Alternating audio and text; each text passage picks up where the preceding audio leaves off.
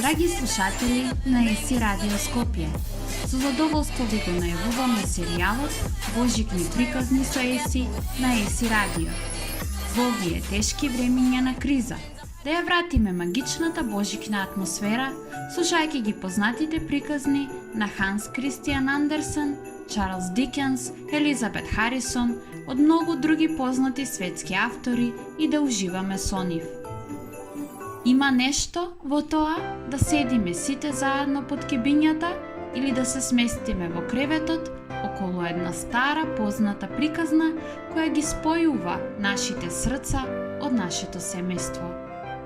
Останете со нас, ЕСИ Радио Скопје. Добре дојдовте во божикниот серијал Божикни приказни на ЕСИ Радио Скопје. Една од најубавите од нив е приказната за девојчето со кибричињата. Прекрасно дело на Ханс Кристијан Андерсен. Приказната која секогаш успева да ги наслзи очите, растрепери чувствата и да не потсети на најважните работи во животот.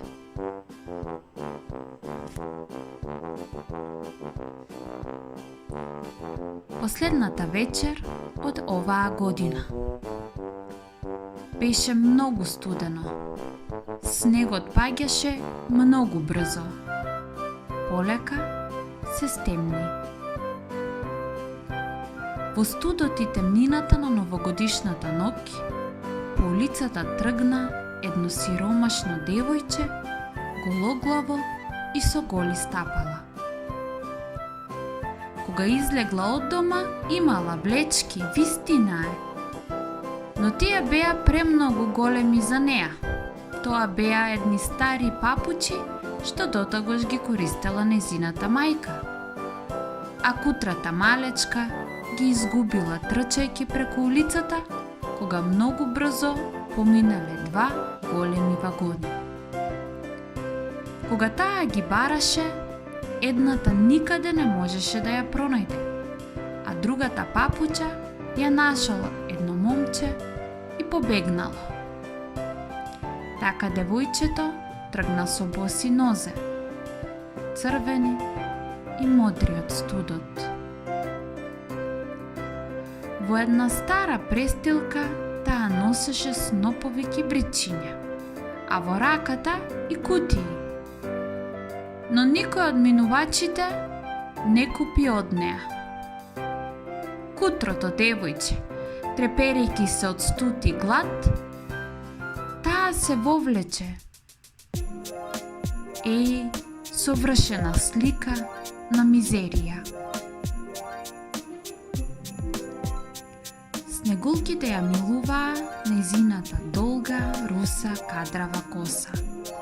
Русите плетенки го обвиткуваа вратот, но таа никогаш и не помислуваше на нив. Од сите прозорци излегуваше светлина од свеќите, а наоколу се ширеше прекрасниот мирис на печени, мисирки и гуски.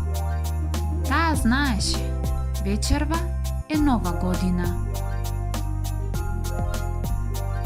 Се скупчи ваголот кој го формираат зидовите на две соседни кујки.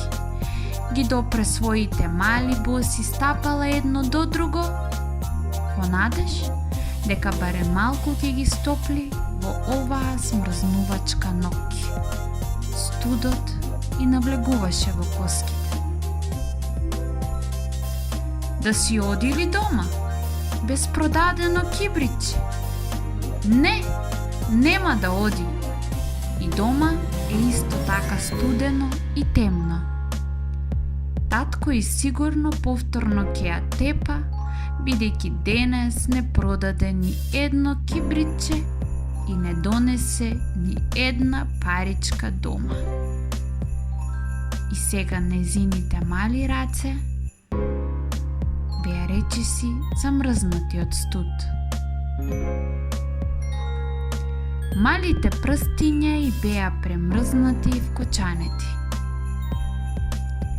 Едно кибриче сигурно ќе ме статопли, си помисли таа.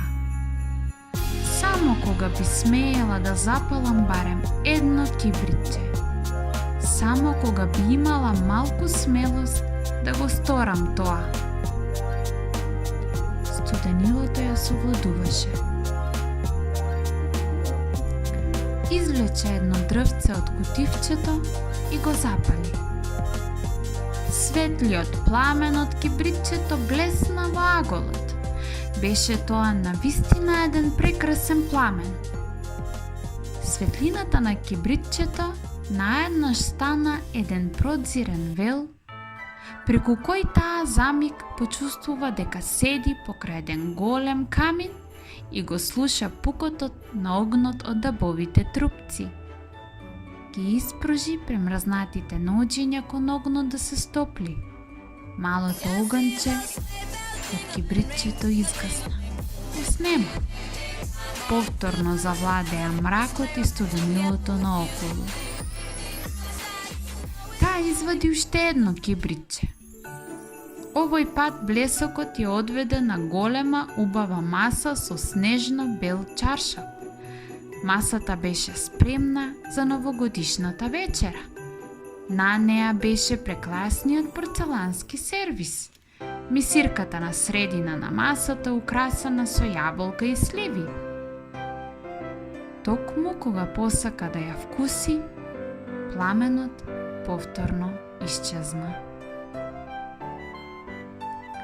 Кутрото девојче толку беше блиску, но оваа визија и сето тоа го снема. Одново запали кибритче. Сега седеше до новогодишната елка која блескаше во светлината на илјадниците свеќички на неа. Светлоста одеше нагоре, високо, се дури до небото. Погледна во висината и ги виде звездите на небото. Виде како падна една цвезда. Некој што туку умре, помисли девојчето. Се сети на незината баба. Единствената личност која неизмерно и искрено ја сакаше. Но таа повеќе не е тука. Таа замина. Онака како што ја раскажуваше за звездите кои паѓаат.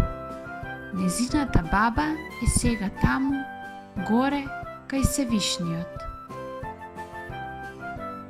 Против своја волја, кутрото девојче запали ново кибритче. Овој пат незината баба беше пред неа.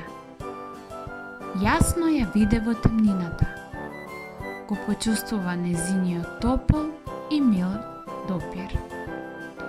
Бабо, најсакана моја, викна ни солзи малата душичка. Земи ме со тебе. Знам дека ќе заминеш заедно со пламенот на ова дрвце, како што замина и каминот и месирката и јелката. Затоа те молам, земи ме со тебе. Девојчето го запали целото преостаното купче кибритчиња, за да се осигура дека бабај нема да ја напушти.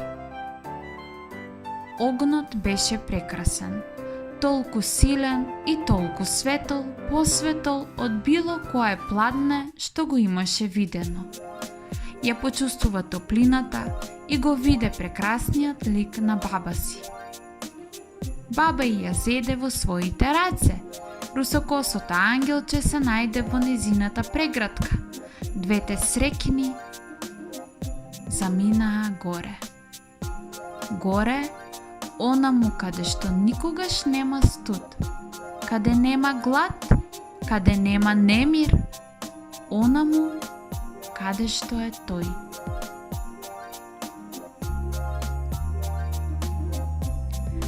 Из утрината околу аголот беа собрани неколкумина случајни минувачи. Го гледаа премрзнатото девојче навалено на зидот. Незините образи се уште беа розеви, а насмевката го покриваше незиното невино лице. Сакала само да се згрее, тивко, зборуваа луѓето.